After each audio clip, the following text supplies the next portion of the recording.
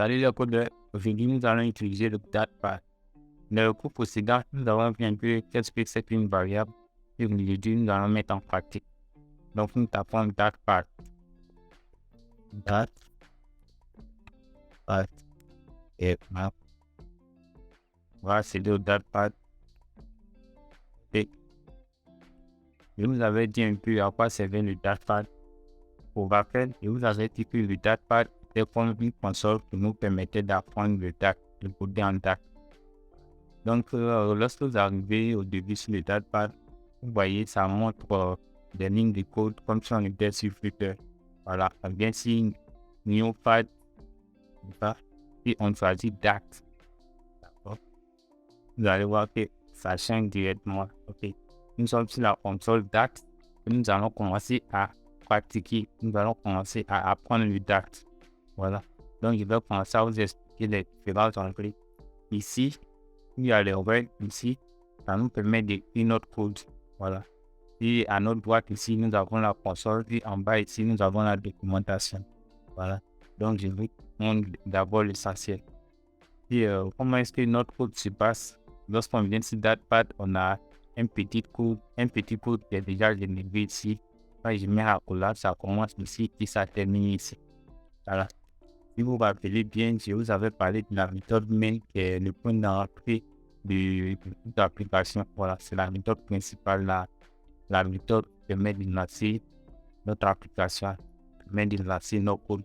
Donc, pour le moment, on va passer ce qui est à l'intérieur de la méthode main parce que c'est un peu trop profond. Donc, on va commencer par les variables. Je vais faire ça. Okay. Je vous avais dit non pour pouvoir déclarer une variable, on utilise le mot-clé var. Var, ça c'est le type. Voilà. On utilise var et ensuite on donne cette variable-là, il met nil. Donc, var name égale et on ajoute une valeur. Voilà, on y a une valeur. Var name égale par exemple Yahoo. Par exemple, Yahoo. Et n'oublions pas de mettre un point virgule à la fin. Que veut dire le point virgule? Le point virgule permet de juste terminer la syntaxe. Si vous voyez que notre variable ici est soulignée, c'est parce qu'elle n'a pas encore été appelée, elle n'est pas encore utilisée. On va afficher notre résultat. Pour afficher un résultat en date, comme dans plein de langages, on utilise le mot print. Donc, je mets printer, je mets la parenthèse et je mets nil. Voilà. Je mets nil. Et je n'oublie pas le point virgule à la fin. Donc, si je clique sur Run ici, on va voir le résultat dans la console. Patiente un peu. Donc, vous voyez, on a Yahoo. Donc, comme je vous le disais, notre variable ici, c'est une boîte dans laquelle on a mis Yahoo. Donc, lorsqu'on a besoin de la valeur de Yahoo, on met print, on appelle Yahoo par son nom. On dit ici pour afficher Yahoo. Voilà, vous voyez un peu. Donc, ici, qu'est-ce qu'on peut faire? On peut changer la valeur de la variable. Donc, on peut mettre par exemple name égale Koulibaly par exemple. Koulibaly. Ok. On n'oublie pas de mettre notre point virgule à la fin. D'accord. Donc, name égale à Koulibaly. Donc, on met print name. Print name par exemple. Ok. Donc, on met print name et on met run. On va voir ce que la console va nous afficher. Nous voyons d'abord name égale à Yahoo et après name égale à Koulibaly. Donc, on peut changer le nom, on peut changer la valeur de la variable. Mais attention, on ne peut pas changer le type de la variable. Faites très attention. Le type de la variable ici, c'est var. Voilà. Donc, au début, nous avons dit var et puis nous avons attribué une chaîne de caractères qui est égale à Yahoo. Donc ici, le type ici, ça devient directement un string. Chaîne de caractères, c'est égal à string. Donc ici, le type, c'est un string ici. Donc, faisons exprès, nous allons mettre ici name égale à 1. Genre name égale à 1 entier. On va voir ce que ça va nous. Donc, mettons name égale à hein, et je mets point virgule. Vous voyez directement, c'est souligné qu'on a une erreur ici qui s'affiche dans notre documentation, dans nos consoles ici. On a une erreur qui nous dit que c'est impossible. Même si on force pour compiler, vous voyez, ça nous dit ici que notre int, comment on dirait, ça nous dit ici que name ne peut pas prendre la valeur 1. Voilà, name n'est pas, c'est un string, non un entier. Voilà, donc on ne peut pas changer le type de la variable, retenir ça. Mais on peut changer la valeur de la variable. Voilà. Donc, ici, on va effacer ça. Plus de précision, sachez que le mot-clé va. Plus de précision, sachez que le mot-clé va veut tout simplement dire variable. Et il peut au début stocker tout type de variable. C'est-à-dire, lorsque tu dis va, et tu mets un an, tu peux stocker un entier, tu peux stocker un boolean, tu peux stocker un string, tu peux stocker n'importe quel type de variable. Mais une fois que tu lui as attribué une valeur, tu ne peux plus la changer. Voilà. Maintenant, il y a le mot-clé int. Le mot-clé int directement, lorsque tu le prends, par exemple, int age égale 25. D'accord? Donc ici, int, ça nous dit non que directement, nous sommes en possession d'une variable qui est un entier.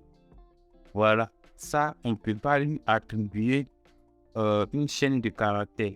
Voilà. Donc, sachez que les chaînes de caractères s'écrivent entre deux guillemets ou un seul guillemot. Donc, ça spécifie le type de variable.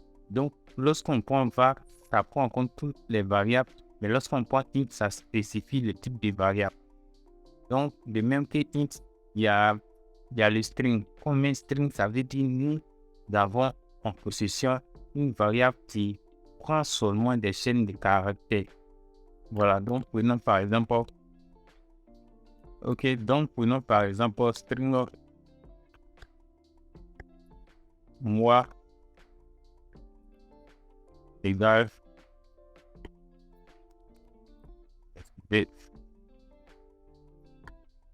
moi égale février.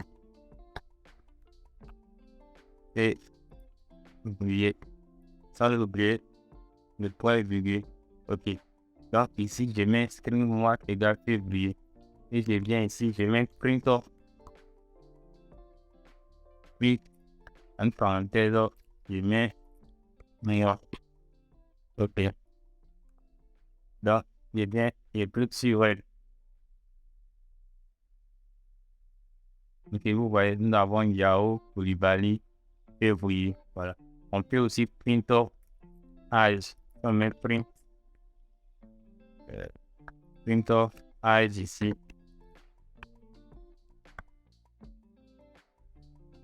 Ok. On voit, nous avons Yahoo, Koulibaly, 25 ans et nous avons février. Voilà. Donc, on peut mettre aussi le même boulot. Je vais l'appeler par exemple Bob. Par exemple, égale à true. Voilà. Sachez que lorsqu'on dit booléen, c'est une variable qui prend seulement deux valeurs. Soit c'est vrai, soit c'est faux. True, ça veut dire vrai. Ou false, qui veut dire faux. Voilà. Donc ici, on peut aussi afficher la valeur de la variable. À travers ce cours, vous savez un peu qu'est-ce que c'est que les variables. Lorsque nous allons commencer à coder vraiment sur Flutter, vous allez voir un peu plus.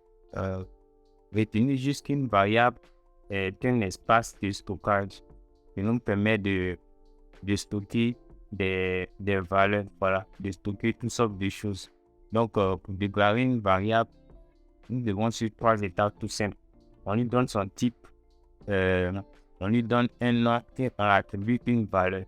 Sachez aussi que le mot-clé var permet de déclarer tout type de variable. Voilà, tout type de variables. Nous avons plein de types de variables qu'on ne peut pas citer ici. Le but de cette leçon, c'est pour vous montrer comment est-ce que les variables sont déclarées, comment est-ce que les variables marchent. Et vous allez comprendre le reste par la suite. Vous pouvez retenir aussi que lorsqu'on déclare une variable, on peut changer sa valeur. Voilà, mais on ne peut pas changer de type. Donc, c'était un peu ce ce qu'on avait à retenir. Voilà. Maintenant, vous allez vous demander à quoi servent les variables, dans le code, à quoi servent les variables lors de la création d'une application. Prenons l'exemple d'un jeu vidéo. Voilà. Si une voiture qui roule à 300 km/h, la vitesse va être une variable, voilà. Une variable qui va être, par exemple, 2. Et lorsque la voiture va commencer à prendre de la vitesse, nous allons voir que non, la variable va s'incrémenter. Voilà, ça va aller jusqu'à 300 km/h, 400 km/h. Donc, la valeur de la vitesse qui est une variable peut-être initialement 2 va changer. Vous voyez un peu le rôle des variables. Par exemple, on prend une voiture qui avait une couleur bleue, par exemple. Voilà. Donc, on a pris string. On peut mettre string couleur, par exemple, en anglais, égale à blue. Vous voyez un peu. Maintenant, la voiture, on s'en va la repeindre. Donc, la couleur, on peut la repeindre en rouge.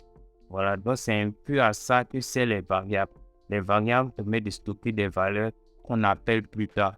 Donc, dans les applications, dans les jeux vidéo, c'est à ça que c'est les variables. Les variables sont vraiment importantes. Donc, j'espère que vous avez bien assimilé ce premier cours. L'appel chez vous, l'appel sur